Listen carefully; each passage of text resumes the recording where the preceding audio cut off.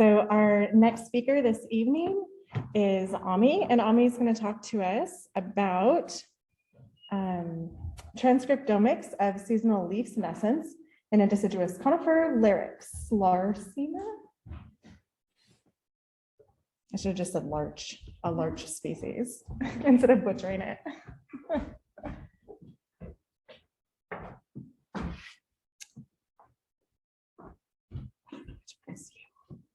Sorry.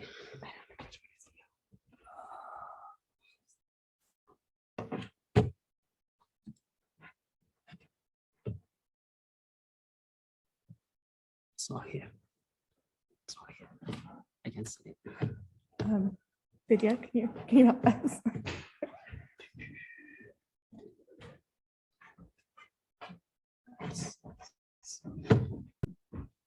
It's not in the list. It was here, it's in the downloads. Thank you.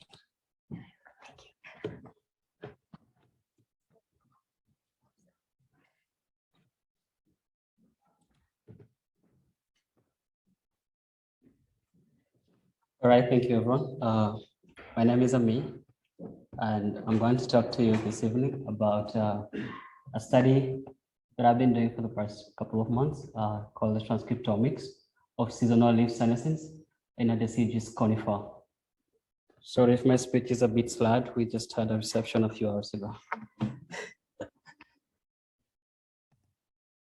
So if you're like me, you might have already wondered how certain plants are able to like undergo certain changes, certain time of the year, giving us this very beautiful scenery of color changes in the leaf, and which usually ends up with the leaf being like upsized loss of leaves. And it doesn't happen in my home country, so I'm blessed to be this way.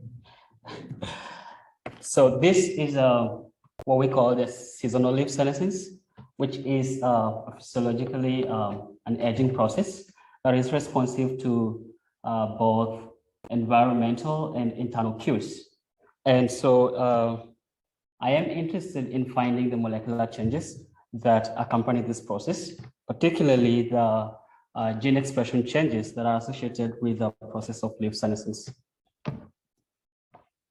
Much of what we already know about this process is based on studies that have been done on angiosperms, particularly the Arabidopsis plant. But in this study, I'm interested to know if similar processes do occur in gymnosperm, particularly the Larix laricina, which is the species that I'm working with. And so we first collected the samples in 2 different locations within the state of Connecticut. And those collections were done at 3 different time points, which reflect the different stages of the process of senescence.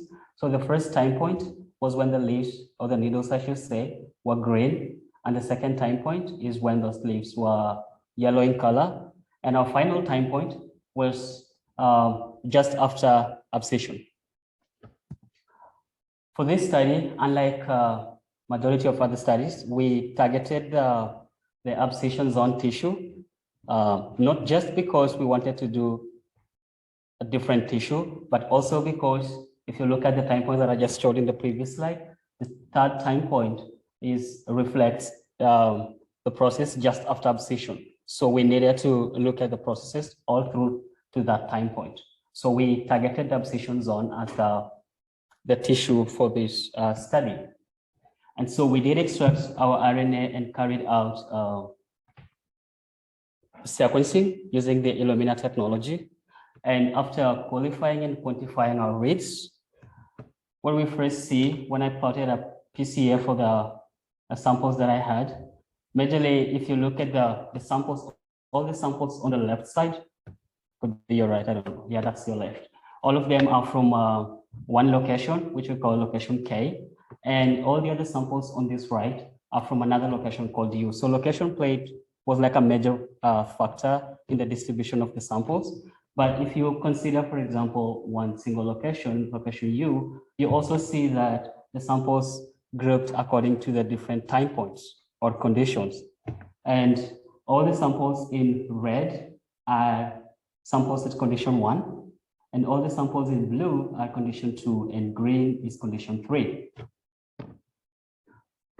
After carrying out a differential gene expression using the set package, I was interested to see how the differentially expressed genes compared between the 2 time points. And so I compared time point 2 to time point 3, and I wanted to see how those differentially expressed genes compared between the 2 time points. And what I see is that there is a similar pattern across the 2 time points, but largely what is clear is that time point 2 had a higher fold change for the same kind of genes, although we also see certain genes that have completely contrasting patterns of expression. And so again, just to recap on what I was talking about, this project uses a time course differential gene expression analysis with RNA-seq to answer fundamental biology question of the process of leaf senescence, how the gene expression changes across the whole process of leaf senescence. But it's also an evolutionary question where we're trying to compare what happens in gymnosperms, particularly the laricina species that I'm working with what we already know in the angiosperms. Here I have a photo of the Arabidopsis plant. So this study is being carried out at the Plant Computational Genomics Lab, that's at UConn, led by Jill. And I want to thank all the collaborators and the funders for this project. Thank you.